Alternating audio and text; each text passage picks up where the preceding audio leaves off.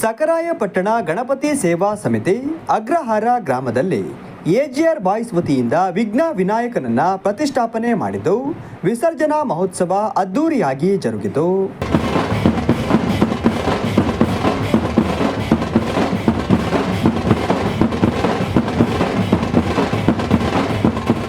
ಗಣೇಶ ಕುಳಿತಿರುವ ವಿಸರ್ಜನಾ ವಾಹನವು ಹೂವಿನಿಂದ ಸಂಪೂರ್ಣ ಅಲಂಕಾರಗೊಂಡಿದ್ದು ನೋಡುಗರ ಕಣ್ಮನ ಸೆಳೆಯಿತು.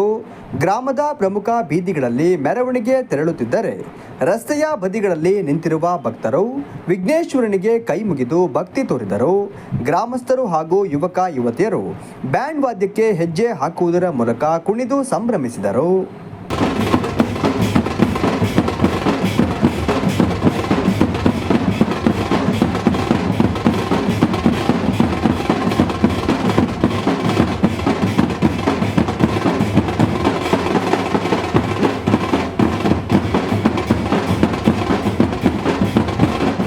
ಐತಿಹಾಸಿಕ ಪ್ರಸಿದ್ಧವಾದ ಅಯ್ಯನಕೆರೆಯಲ್ಲಿ ವಿಘ್ನೇಶ್ವರನನ್ನ ವಿಸರ್ಜನೆ ಮಾಡಲಾಯಿತು.